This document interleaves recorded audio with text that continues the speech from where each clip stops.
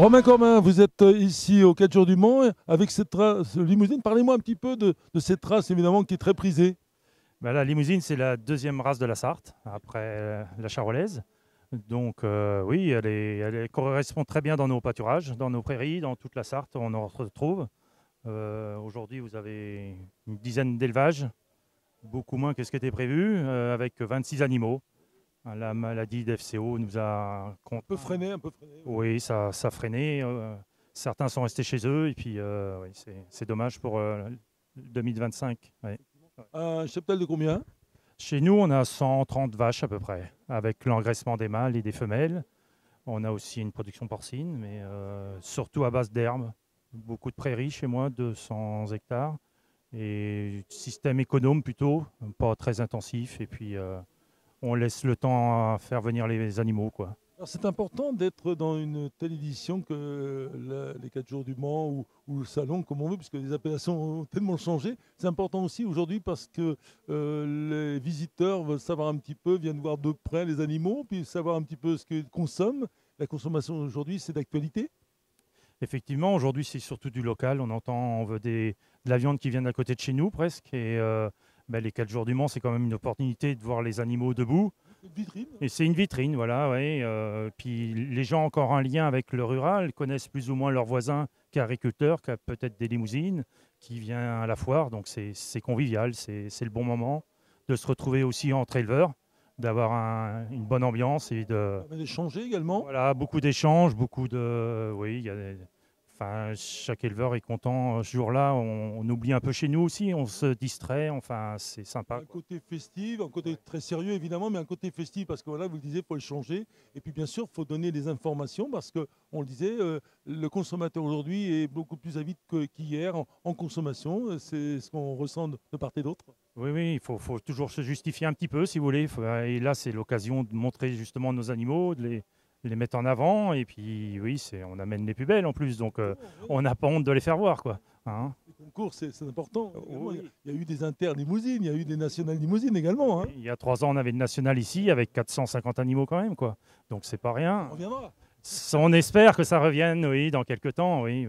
Les dates sont prisées pour faire un national. Qu'est-ce que l'on dirait, vous, aux jeunes générations? Parce qu'il faut toujours penser, on va dire, demain, aux jeunes générations, dans l'élevage, dans les catégories, limousine, il y a d'autres domaines, on a compris ici. Et qu'est-ce qu'on peut leur dire aux jeunes? Parce qu'aujourd'hui, c'est ça, c'est de penser un peu à l'avenir. L'avenir, vous êtes là, mais vous pensez déjà, bien sûr, comme dit demain, à la continuité de ces races, évidemment.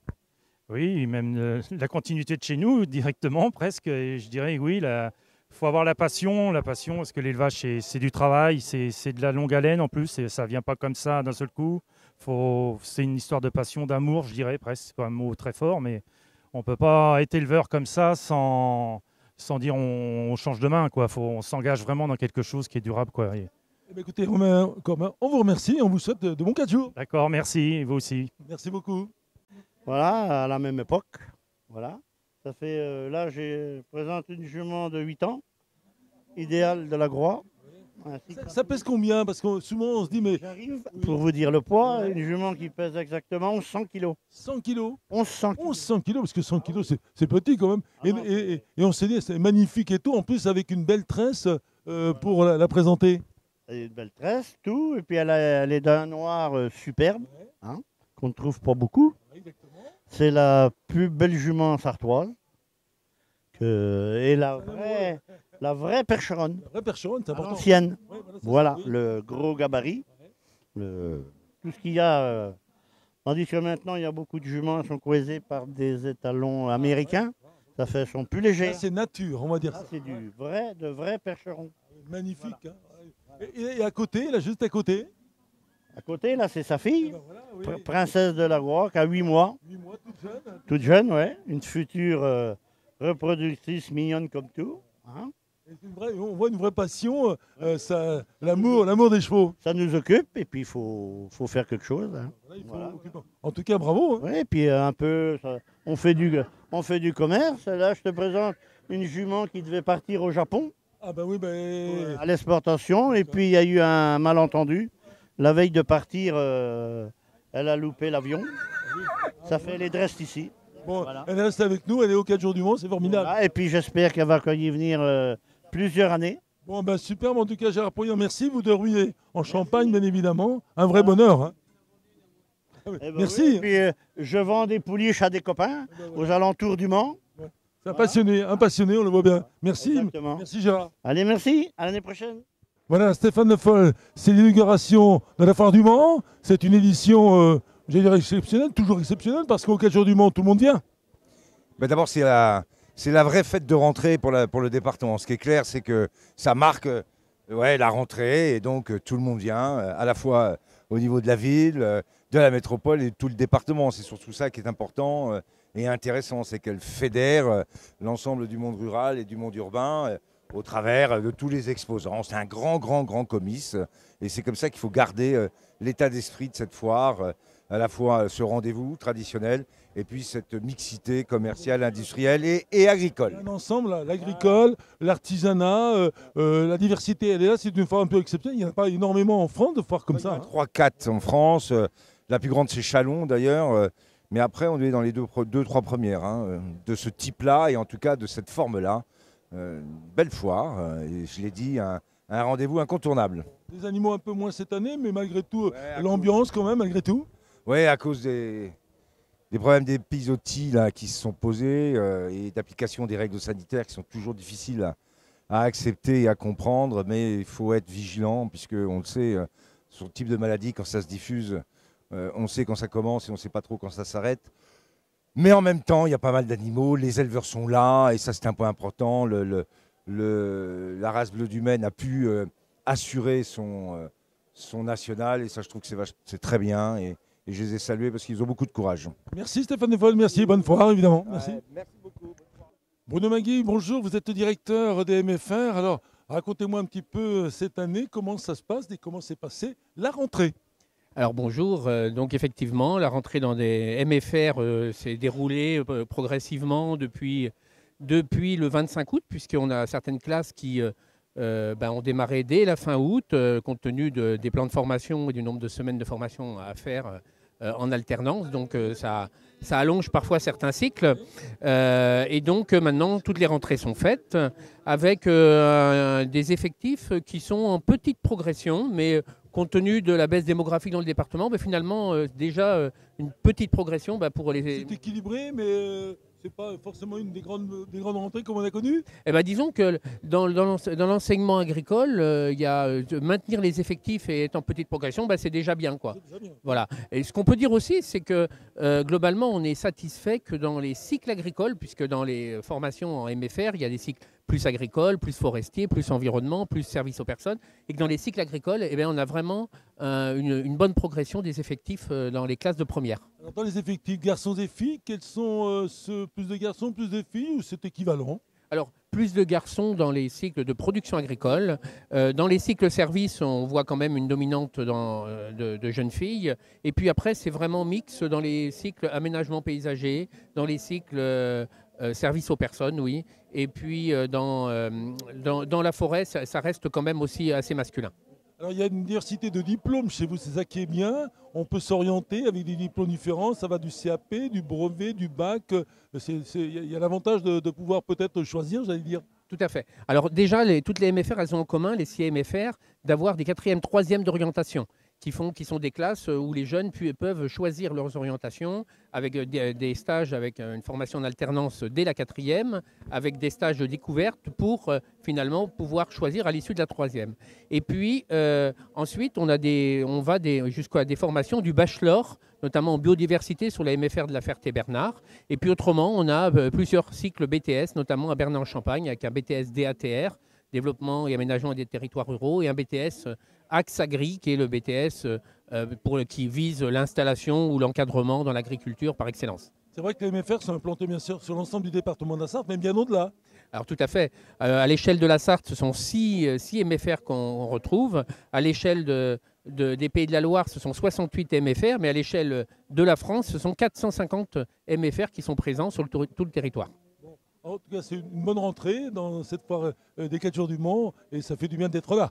Tout à fait. Pour nous, c'est toujours le poumon d'oxygène d'être présent avec les éleveurs, avec tous les partenaires agricoles sur cette foire des 4 jours, puisque chaque année, ça permet de retrouver nos anciens élèves, et ils sont nombreux, puisqu'on est présent depuis plus de 25 ans sur la foire, et de finalement pouvoir être avec nos partenaires au cœur du milieu agricole et de l'attractivité des métiers aujourd'hui. Merci, bonhomme Magui, puis bonne foire. Merci à vous. Allez, Michael Croiseau, bonjour, vous êtes le président du site, et puis bien sûr, à côté de vous, le directeur Michael Leduc. Ça y est, on est bien. Bon, alors, on est au 4 jours du Mans, donc tout est installé. Et parlez-moi un petit peu de cette édition, de votre installation, de ce que vous faites exactement. Bah écoutez, encore une nouvelle édition pour Agrial et la maison.fr. Donc voilà, c'est d'accueillir les adhérents sur leur stand, hein, le stand des adhérents Agrial, et puis aussi de faire découvrir notre offre la maison.fr au grand public. Alors, la maison.fr, très importante évidemment, et puis vous représentez beaucoup de marques évidemment. Hein. Tout à fait. Beaucoup de marques Agrial, hein, donc avec, je dirais, toutes les branches agroalimentaires dans lesquelles Agrial est engagé. Donc qui permettent de découvrir des produits d'Agrial aux adhérents, mais aussi, on va dire, aux Manceaux et puis à toute la population sartoise. Implanté partout évidemment, dans les régions du département, c'est important. Tout à fait. Avec un rayon de maillage de magasins de 30 magasins sur l'ensemble du territoire de la Sarthe. Qui s'adapte bien sûr au grand public, et aux professionnels également, j'imagine. Tout à fait, professionnel et grand public. Alors à côté évidemment notre président, donc bien sûr Michael Croiseau. Alors dites-moi, président de cette organisation, c'est important quand on vient aux 4 jours de Mans, on se dit qu'il y a tellement de choses à faire, non? C'est surtout important parce que ça permet d'avoir les adhérents qui viennent chez eux et ça permet de discuter, échanger les problématiques du moment et puis de voir que la coopérative suit ses adhérents, c'est très important. Coopérative qui est toujours en évolution. J'imagine qu'on ne s'arrête jamais en si bon chemin. Il faut toujours aller rechercher de nouveaux produits, regarder, intéresser évidemment, faire venir chez vous également aussi. La coopérative, de toute façon, il faut qu'elle soit dans tous les projets d'innovation et des nouveaux projets qu'il y aura dans le futur pour apporter des performances à nos adhérents. Monsieur le directeur, l'important, c'est peut-être encore demain, j'allais dire, puisqu'on parle toujours, c'est la rentrée, d'avoir de nouveaux établissements. Comment vous voyez un petit peu les choses, vous qui êtes bien sûr, j'allais dire, à diriger également toutes ces maisons? Bah, écoutez, une des valeurs de la coopérative, c'est la pérennité. Donc toujours se développer, toujours restaurer, et puis garder de la proximité, hein, parce que l'enjeu premier de la coopérative, c'est de l'amener de la proximité aux agriculteurs adhérents à la coopérative. Et puis de continuer à avancer, comme le disait Michael, dans l'innovation, dans la technique, à aller chercher des droits à produire pour continuer à produire sur nos territoires. C'est eux qui posent des questions, et les questions, les réponses, vous les avez, j'imagine. Tout à fait, c'est ça. Alors l'évolution un petit peu de demain, parce qu'on parle d'aujourd'hui, on est à la foire du Mans. L'évolution de demain, comment on la voit cette évolution avec vous, justement, une grande maison? Surtout apporter de la valeur ajoutée, la valeur ajoutée à nos exploitations. On est toujours en recherche de valeur ajoutée pour être là demain. Surtout, on est dans un pays, dans une région polyculture élevage, et l'élevage est très important. Dans notre département, on a des outils industriels dans le département, et il faut surtout qu'on accompagne nos adhérents sur ces filières-là. Les jeunes générations, il faut les faire venir.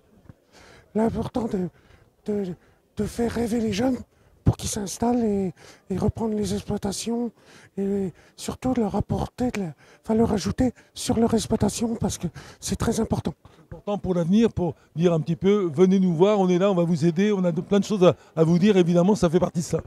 Bien sûr, le renouvellement des générations, c'est un enjeu, hein, sur nos territoires. Messieurs, on va vous remercier, on va vous souhaiter de bonnes 4 jours du Mans. Merci. Merci. Merci. Alors Didier Junier, évidemment, la foire du Mans, vous connaissez, c'est pas moi qui vais vous raconter l'histoire. Vous êtes encore là, mais paraît-il, ce serait la dernière édition, c'est vrai? Oui, ça va être la dernière édition, hein, tout a une fin. Le concours on a commencé à venir au 4 jours du Mans en 1974. Oui, j'avais 17 ans, je suivais mon père. Un tout jeune pour apprendre un petit peu tout cela. Voilà, et puis j'ai rien lâché depuis, quoi. J'ai peut-être manqué 1 ou 2 éditions, mais c'est parce qu'on avait en même temps un concours dans les Ardennes, souvent à Sedan, quoi. Vous étiez parti en concours, donc il ne fallait pas rater le concours. On ne pouvait pas être partout, quoi. Exactement. Alors dites-moi, cette race que vous aimez, c'est une race exceptionnelle? Ah oui, elle est exceptionnelle, c'est pas moi qu'il faut le demander. La race Bleu du Maine, ouais, une race qui fait 2 agneaux, une race de grand gabarit, avec un agnelage facile, avec une valeur laitière qui permet d'élever les 2 agneaux facilement. Il y en a beaucoup encore justement de cette race intéressante, effectivement. Elle est en renouveau. Hein. renouveau. Elle est en renouveau parce qu'il y a eu un passage très difficile dans les années 90, après l'exportation, quand les gens avaient vendu à l'exportation, et puis une population d'éleveurs qui vieillissaient et qui ont arrêté le mouton. Et on était resté une quinzaine d'éleveurs. Mais on avait la chance d'avoir à cette époque-là entre 35 et 40 ans Oui. et envie de sauver la race. Envie de sauver la race, parce que et vous allez continuer à la sauver malgré tout, même si c'est votre dernière édition. Je pense que vous avez toujours cet amour évidemment et que ça va continuer. Ah ben, je vais continuer un petit peu pour me faire plaisir avec une dizaine de brebis. Oui. Mais ouais, ben, je vais continuer, mais je vais arrêter les concours, quoi. Vous arrêtez les concours. Alors, comment cette aventure de la Foire du Mans que vous avez connue aussi bien que plein de monde, que moi aussi, pendant ces 20 ans, comment vous avez vu l'évolution de cette foire évidemment, des 4 jours ici? Au niveau des moutons ou façon... D'une part de ce côté-là, puis en général. Ben, je trouve qu'il y a un petit peu quand même moins de fréquentation au niveau des agriculteurs. Enfin, dans les moutons, j'ai été longtemps que j'étais tout seul à présenter des moutons, quoi. Donc c'est pas... Une année un peu compliquée, c'est vrai aussi. Et puis, voilà. Et puis, mais ça a changé. Avant, on avait des casques qui n'étaient pas très très jolis. C'était pas très joli pour présenter les moutons. Maintenant, là, c'est exceptionnel cette année parce qu'on fait le national. On a un barnum pour nous. Habituellement, on a à l'entrée, là-bas, à l'entrée des officiels des 4 jours, ce qui permet de voir le public plus facilement, quoi. C'est important. On a côté du secrétariat, là. Donc, Et puis, il faut se dire également que la génération, les jeunes, la pédagogie, c'est important aujourd'hui de faire voir un petit peu. J'imagine que vous avez eu beaucoup d'enfants. On voit encore des enfants qui sont là d'ailleurs, de faire voir un petit peu ben voilà, les races, l'importance des races également. oui, mais je trouve quand même que dans notre groupe, là, il n'y a quand même pas beaucoup de jeunes, quoi. C'est un petit peu ce que je regrette, quoi. On n'a pas fait la moyenne d'âge, mais il faut mieux pas faire le calcul parce que je pense qu'on a. Mais qu'est-ce qu'il faudrait dire, Didier Juillet, qu'est-ce qu'il faudrait dire justement à ces générations de venir voir, peut-être, pourquoi pas? Faire du mouton en Sarthe, c'est assez compliqué. C'est compliqué. C'est compliqué déjà, on n'a pas d'abattoir en Sarthe. Donc, et puis, il y a d'autres productions qui sont quand même plus lucratives, hein. Il y a la culture, il y a le poulet de loué, il y a la viande bovine aujourd'hui qui est en plein essor, qui a des meilleurs cours. Ça veut dire que ça plaît moins aujourd'hui. Le mouton plaît, l'animal plaît, mais c'est pas suffisant. Il faut avoir beaucoup de brebis pour dégager un revenu, donc beaucoup de travail. Vous avez beaucoup aujourd'hui là ici.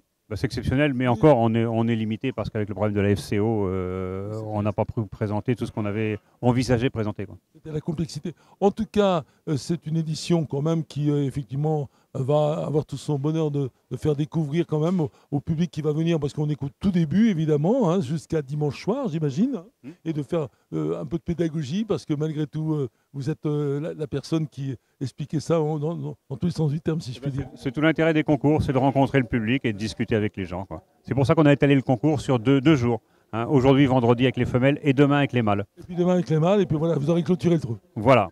Bon, écoutez, on va vous remercier, Didier Juillet. Merci pour vous souhaiter évidemment de belles aventures. Merci. Merci. Jean Nolot, bonjour, ici au 4 jours du Mans. D'abord, vous nous venez de très loin, dites-donc, vous venez d'où? Oui, alors je viens du Limousin, exactement de la Creuse. Voilà. J'habite à proximité de la Souterraine. Donc ça fait 5 ans que je me suis lancé dans l'élevage de bleu du Maine. Et puis, je suis assez content de cette race. Mon grand-père en avait dans les années 70. Vous avez dit qu'il faut reprendre. Et j'ai dit, je vais reprendre un petit peu. Moi, j'approche la retraite. Et puis, bon, voilà quoi. Et puis, on se prend au jeu. On fait un premier concours, un national à Évron. Ça marche, évidemment. Voilà. L'année suivante, on est sélectionné pour Paris. Et puis, à Paris, j'ai obtenu un premier prix en 2024. Enfin, j'ai eu un premier prix, une médaille d'or, une médaille d'argent. C'est un bon résultat quand même, hein? J'étais assez content. Et puis cette année, j'ai été de nouveau sélectionné, donc encore très content. Et puis on a récidivé avec l'élevage. On a eu des prix. On a eu un deuxième prix viande, un premier prix en laine.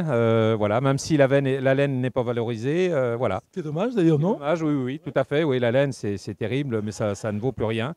Et puis voilà, on se prend au jeu. Et puis là, aujourd'hui, je suis venu au concours avec des agnelles.